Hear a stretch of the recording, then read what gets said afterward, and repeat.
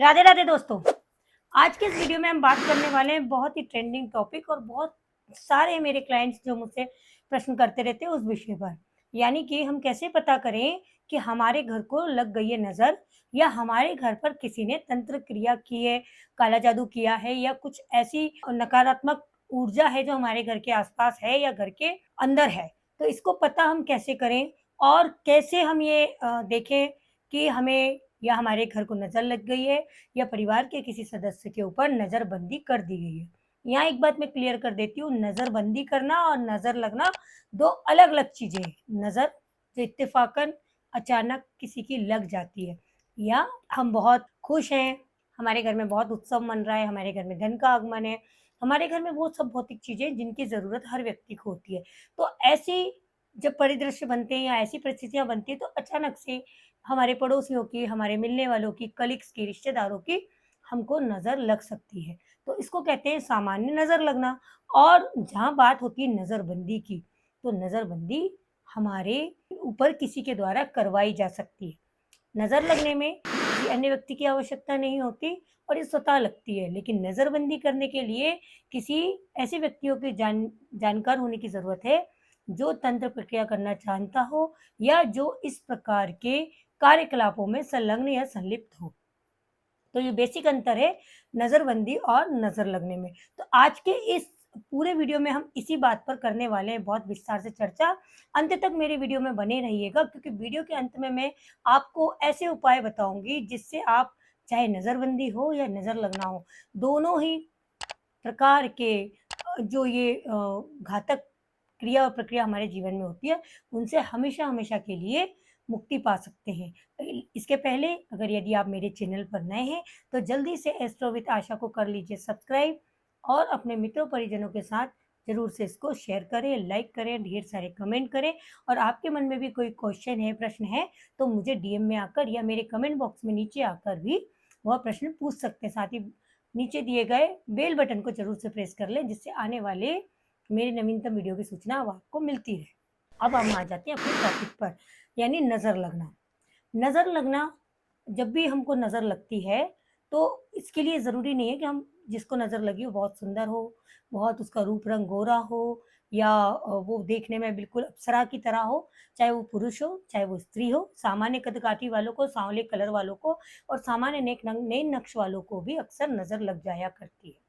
नज़र लगने का कारण होता है जैसे मैंने बताया हमारी व्यक्तित्व, हमारी खुशहाली, हमारे द्वारा किए गए काम, समाज में हमारा मान-सम्मान, हमारे परिवार में हमारी सामंजस्यता या हमारे मित्रों के प्रति हमारा व्यवहार और उन सब के बीच में हमारा प्रिय होना। जब भी किसी व्यक्ति को नज़र लगती है, चाहे वो स्त्री हो, चाहे वह पुरुष हो, हमारा शरीर हमको भारी लगने लगेगा, हमारी आँखें बोझिल सी लगेंगी और बिना किसी काम करे भी हमें ऐसा लगेगा जैसे हमने बहुत सारा काम आज दिन भर में किया हुआ है।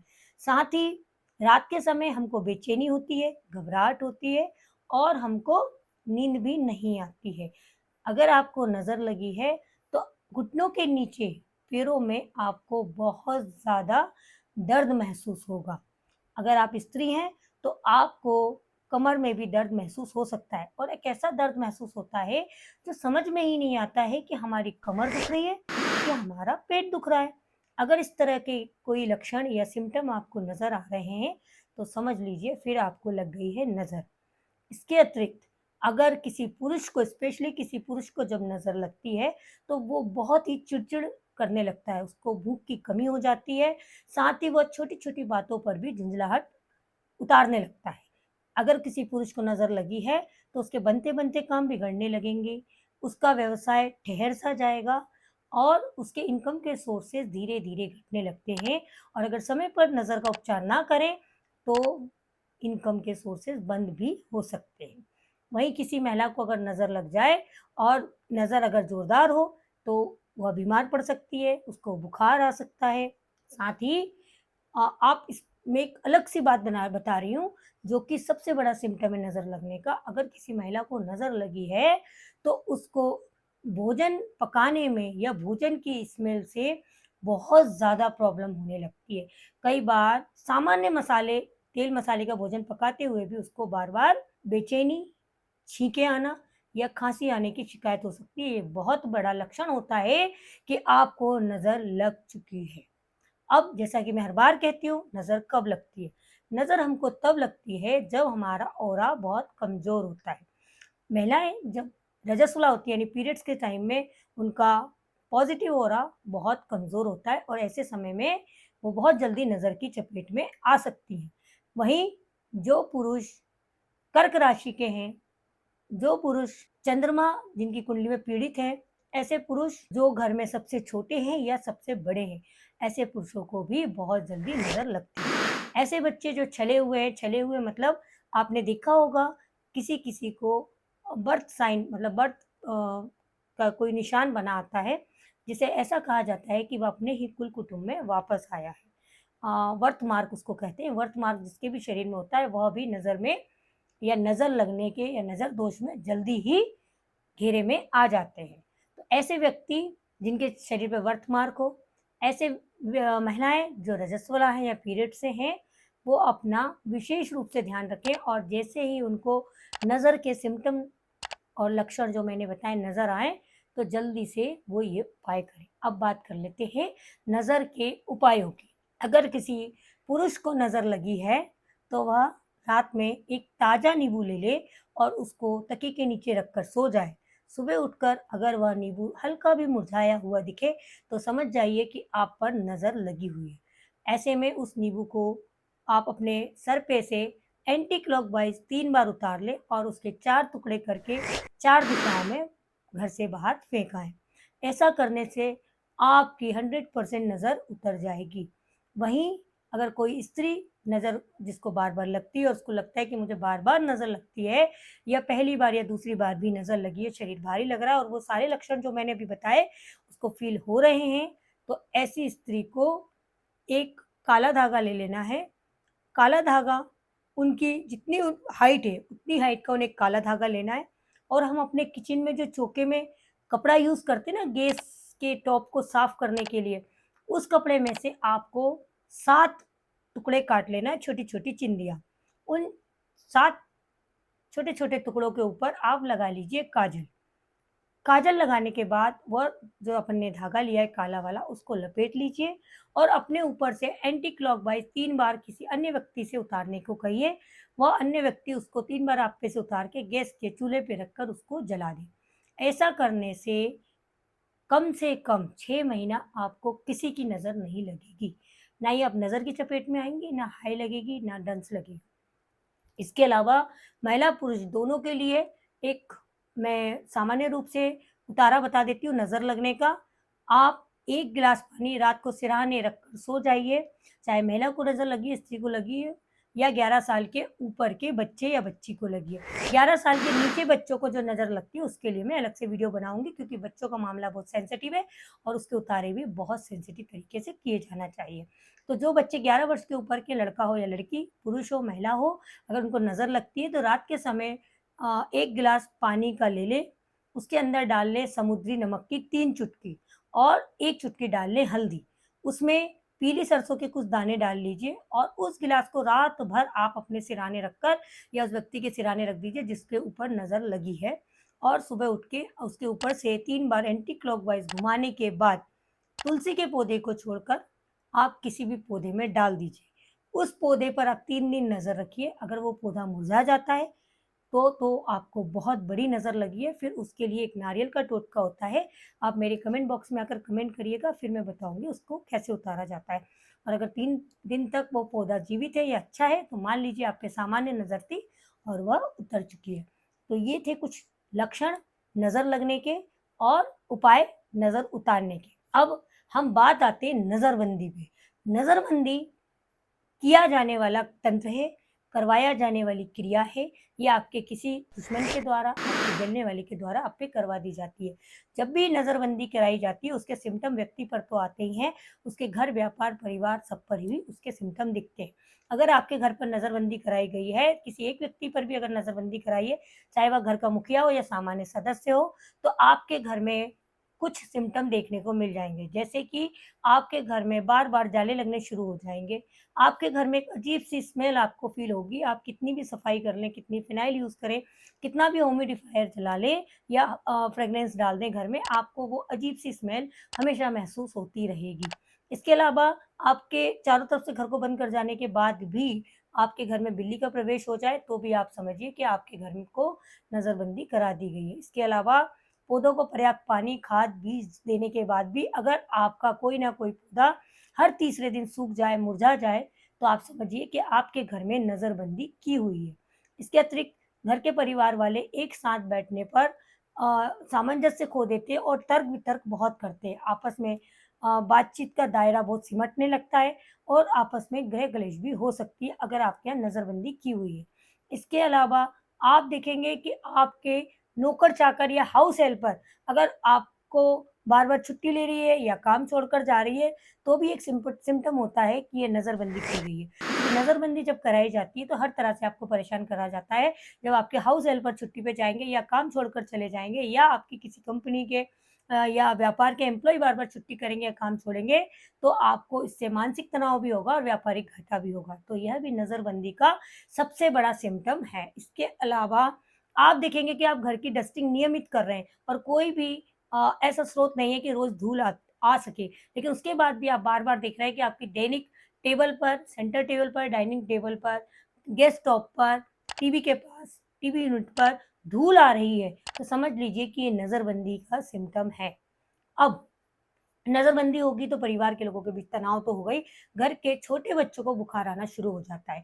साथ ही घर के सदस्यों के मेडिकल एक्सपेंस बहुत बढ़ने लगते हैं, आप चाहकर भी खुश नहीं रह सकते। देवी धाम बाँध दिए जाते हैं, देवी धाम बाँध दिए जाते हैं इसका मतलब है ईश्वर के जो धाम होते हैं जैसे कि प्रचलित जो बड़े-बड़े मंदिर होते हैं जैसे देवास का मंदिर है, सलकनपुर का मंदिर है, वैष्णो देवी है, शिरडी है, ऐसे बड़े-बड़े जो प्रसिद्ध मंदिर हैं त्र्यंबकेश्वर है, महाकाल का मंदिर है, जो तीर्थ स्थान होते हैं वो या बड़े देवी स्थान या पवित्र धाम होते हैं उनको बाँध दिया जाता है, आप चाहकर भी वहाँ दर्शन को नहीं जा पाते हैं। आपका मन पूजा-पाठ से उचाट रहने लगता है और मन में बेचैनी होने लगती है। अगर ऐसे कोई भी सिम्पटम आपके परिवार में या आपके घर में नज़र आ रहे हैं, तो समझ लीजिए आपके घर में नज़रबंदी कर दी गई है। नज़र लगने से ज़्यादा कई गुना ज़्यादा घातक होती है नज़रबंदी। इसमें आपने सुना होगा पहले अंग्रेज लोग नज़रबंद कर लिया करते थे। एक तरीके से अपने शत्रु को बाँध दिया जाता है। वह ना तो मानसिक रूप से स्वस्थ रह पाता है, ना फाइनेंशियली रूप से स्वस्थ रह पाता है, परिवार में तनाव रहता है और बहुत सारी बीमारियाँ घेर लेती हैं। नज़रबंदी होने पर आपकी जीवन की सारी सुख-सुविधाएँ धीरे-धीरे कम होने लगती हैं। नए परिवार में सदस्यों का आगमन भी बंद हो जाता है और मंगल कार्य भी बंद हो जाते हैं। अब इस सब से बचने के लिए करें क्या?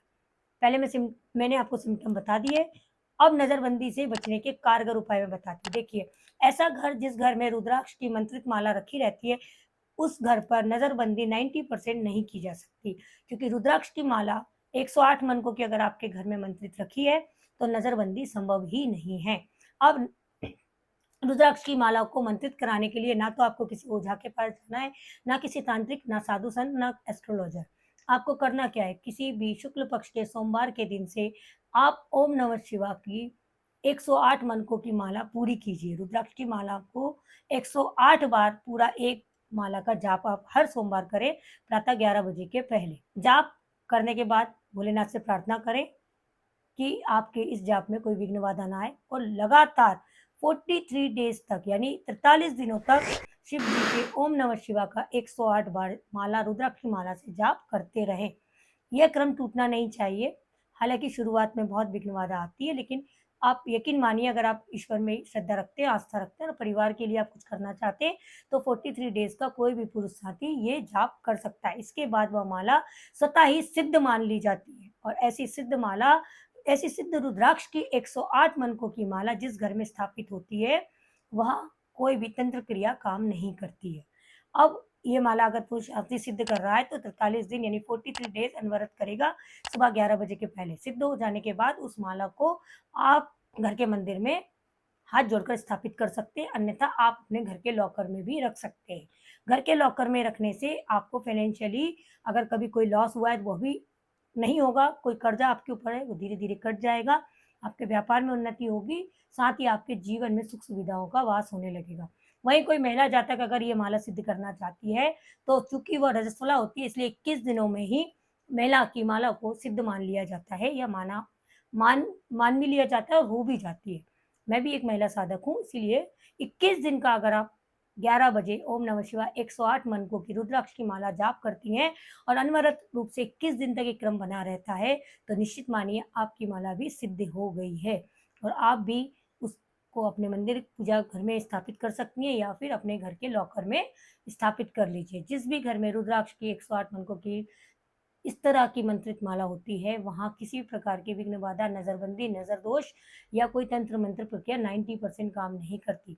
10% मैं इसलिए कम बोल रही हूँ, अगर करने वाला साधक बहुत पावरफुल है और कहीं वह अघोरी है, शिव का दूत है, तो फिर माला 10% ऐसा होता है मामलों में, कई केस हमने देखे हैं जहाँ यह माला इस काम को नहीं रोक पाती। इसके लिए फिर आपको किसी साधक का सहारा लेना पड़ सकता है। इसके अलावा इसका दूसरा उपाय और सबसे ज़्यादा सरल और पावरफुल उपाय यह है कि आप एक कपूरदानी घर में ज़रूर से लाकर रखें। देसी गाय का घी और भीमसेनी कपूर, ये 3 वस्तुएँ आपके घर में ज़रूर से होनी चाहिए। कपूरदानी आपको ऑनलाइन कहीं पर भी मिल जाएगी, जिसको हम डिफ्यूज़र कहते हैं ना, कपूरदानी। आपको कपूर जलाना नहीं है, कपूर को डिफ्यूज़ करना, उड़ाना है। कपूरदानी में आप प्रत्येक दिन आप इसको क्रम को शुरू करेंगे बुधवार के दिन से, किसी भी बुधवार के दिन से आप इस क्रम को शुरू करिए। पूर्णिमा एकादशी से भी आप इसको प्रारंभ कर सकते हैं। आप कपूरदानी में सब लोग जब भोजन कर लें और सब लोग अपने-अपने कक्ष में सोने के लिए जाएँ, उसके पहले घी में भीमसेनी कपूर, जो खड़ा कपूर आता है ना, देसी कपूर, उसकी एक बट्टी को देसी गाय के घी में डुबोकर कपूरदानी में डिफ्यूज़ होने रख दें और कोई एक व्यक्ति तब तक उस लिविंग रूम में बैठा रहे जब तक वो कपूरदानी से पूरा कपूर डिफ्यूज़ ना हो जाए। ऐसा आप 111 दिन तक लगातार करें, 111 दिन लगभग साढ़े 3 महीने। आप अगर ये कर लेते हैं, उसके बाद फिर आप पूर्णिमा, एकादशी या प्रत्येक गुरुवार को भी अगर यानी महीने में 4 दिन भी कपूर जलाते, तब भी आपके घर में कभी कोई तंत्र, मंत्र, यंत्र काम नहीं करेगा आपके विरोध में और आपके घर से नकारात्मक शक्तियाँ निकल जाएँगी। आपको कभी किसी प्रकार के कोई दुःख, दरिद्र का सामना नहीं करना पड़ेगा किसी क्रिया के द्वारा। जो आपके भाग्य में है वो तो है, लेकिन ये ऐसे उपाय हैं जिनके द्वारा एक व्यक्ति द्वारा पर्टिकुलर आपको अगर कष्ट देने की प्रयास किया जाता है, तो आप उससे बच सकते हैं। तो आज का ये मेरा वीडियो था। आशा करती हूँ मेरी जानकारी आपके लिए बहुत ही लाभप्रद सिद्ध होगी। इसके अतिरिक्त अगर आप कोई क्वेश्चन मुझसे करना चाहते हैं या कोई ऐसी बात है जो मेरे इस वीडियो में मेरे दिमाग से निकल गई या मुझे बताना चाहिए थी, तो आप मेरे नीचे कमेंट बॉक्स में आकर ज़रूर से मुझसे पूछ सकते हैं। आज के लिए इतना ही। खुश रहिए, व्यस्त रहिए, मस्त रहिए और कहते रहिए राधे राधे।